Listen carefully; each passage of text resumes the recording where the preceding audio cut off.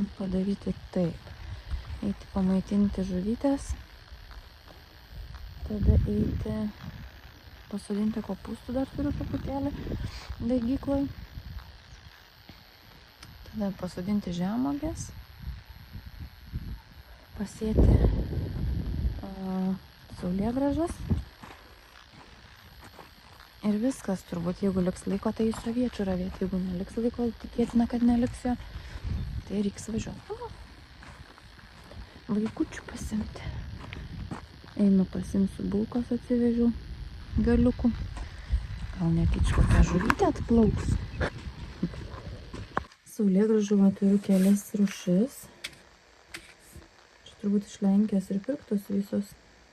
Nežinau, ar gerai čia padarysiu ar negerai, bet aš jas biškį pamirkysiu vandenį. Ir turbūt, kad aš nerūšiuosiu pagal veislės, nes vis tiek visas pasodinsim palei tvorą.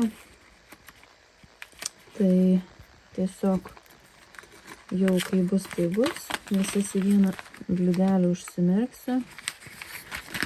Ir tiek, kas bus. Tas bus. Nebuko? Rodo, kad bitutėm labai gerai.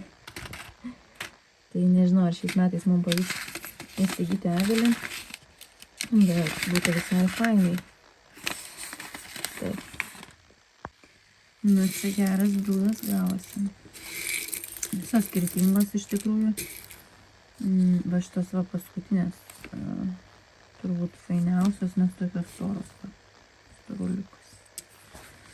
Gerai, aš jas išsipilsiu, kol pasodinsiu kopūstus, jos man porą valandžiukių pabrims. Batonas sumestas, bet alkanų neatsirado. Tikiuosi, yra dar čia tos žuvytės. O ne jau pagautas kokių paukščių ir suvalgytų.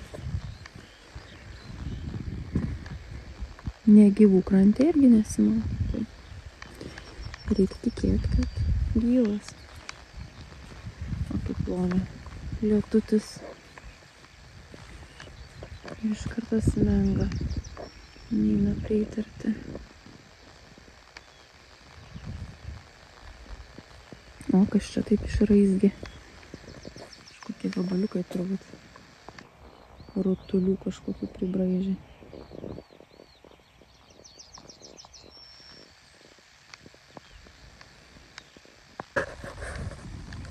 Nu va, pasodinau kopūstus. Dabar žiūriu 2 vagos po 100 metrų. Daug, ne? Ir dar numatyta tiek pat ar daugiau, žiūrint kaip sudiks daigeliai vėlyvųjų čia ankstyvųjų yra 2 po 100. Nelaistysiu, nes žemė drėgna ganėtinai ir žada lietų. Šiandien rytoj. Taip, dabar einu į žemuogių sodinimą. Kai turi didelį plotą, tai jį apeiti yra sunku. Mūsų Margarita veislės avietės buvo pasodintas šį pavasarį pačiam avietyno gale. Ir pasodinę mes nenukirpom stiebų. Nes remontantiniam avietėm pasodinus reikia stiebus nukirpti palei žemę. Tai spėkit, jau pasodinom turbūt prieš kokį mėnesį, jeigu nedaugiau. Ar aš iki jų buvau atėjus ir tos stiebus nukarpiau? Tai žinoma, kad ne. Ir dabar parodysiu, kaip tie stiebai atrodo šiam momentui. Ir tai nėra labai gerai, bet...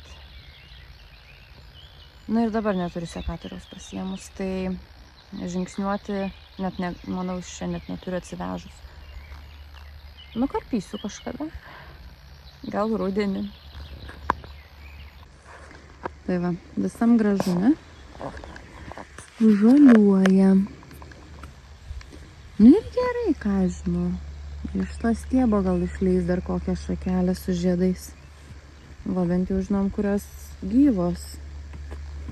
Kai kurios tai nežaliuoja, bet va yra, kur nežaliuoja stiebas, o išleido naujus. Nu, ko tu čia toksai nuvytęs? Ar čia nugraužtas kažkoks? Nu, panašu, kad tave nugraužia kažką. Pakapstykim. Nieko ne. Ai, atsilaikysi kažkaip, ne? O čia šlapia kaip pas jūs. Nu, gal gerai. Gal neblogai. Čia labai šlapia iš tikrųjų. Ten jau kur braškės, prie žemuogės, kur sodinau dabar, tai jau sausoka. O plėvelė. O čia šlapia. Oi, sunku eiti, kai grumstėta žemė. Gerai, bet labai norėjau dar nueiti iki gervuogių. Nors gervuogės lygtais ir vėliau leisti pradeda stiebelius, bet labai man rūpi pažiūrėti. O vietyna šiaip žydi viskas. Žolės, ta prasme. Tai Tautvydas sakė, šiandien atvažiuos vakare pabaigti šienauti, nes, nu, negerai jau, taip labai netvarkingai ir atrodo ir reikia nušienauti, tai bus žalios trąšos. O va, kaip gražiai užžydė laukinės obelys ir kriaušės. Čia tai jau turbūt esu sakius tos kaukazinės slyvaitės už tvoros auga. O, nu, vabalas kažkoks lekia. Žolės auga.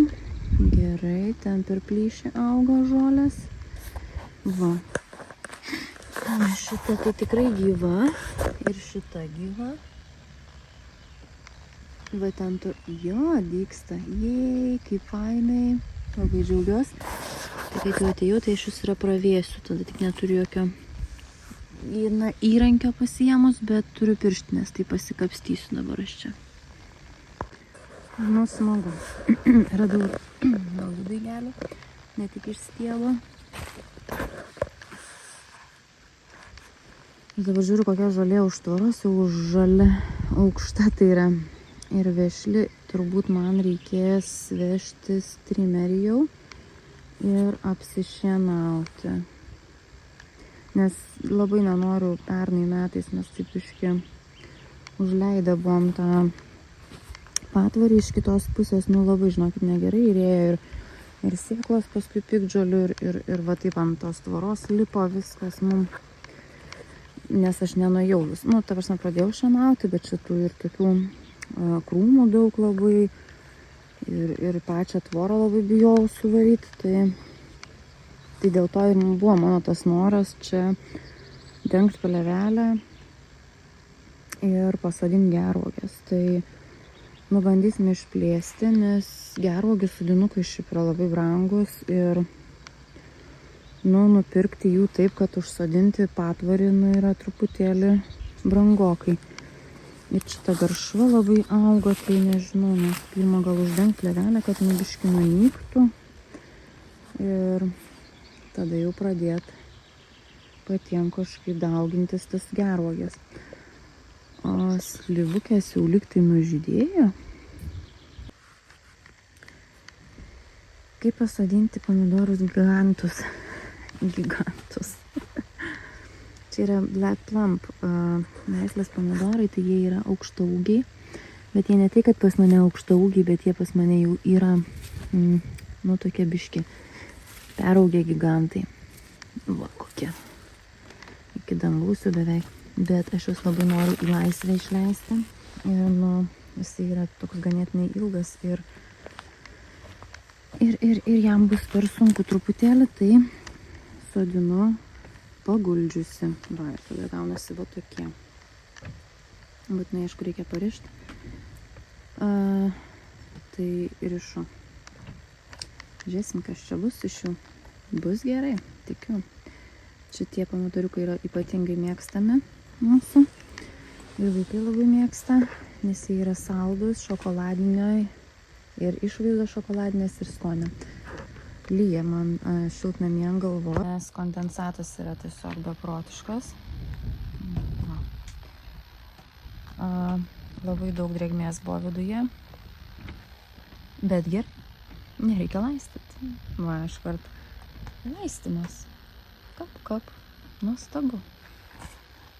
kol nėra gręžinio. Ai, tiesa, aš jums nepapasakau. Tiksliau, aš buvau nufilmavusi mūsų problemą su gręžiniu. O jie kaip lyja ant galvos.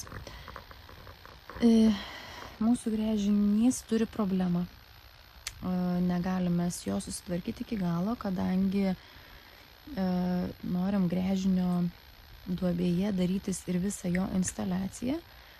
Tai įleidome žiedus, kur turėtų betonuotas grindys būti ir ten jau susidėti visi tie dalykai reikalingi gręžiniui. Ir elektra taip pat ir panašiai. Tai viską įsileidom, viską pasidarėm ir pradėjo per visas skyles į tą duobę betoninę mūsų sunktis vanduo. Ir tas vanduo sunkėsi tai beprotiškai greitai ir stipriai.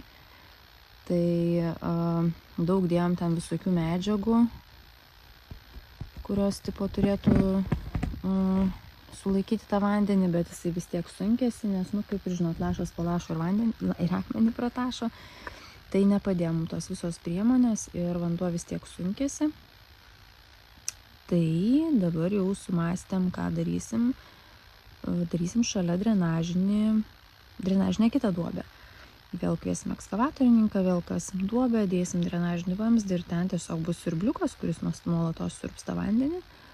O kai nusisausins jau ta mūsų reikiamoji duobė, tikėkime, kad jinai nusisausins ir leis mums užbetonuoti dar kartą viską, kad jau neprasisunktų.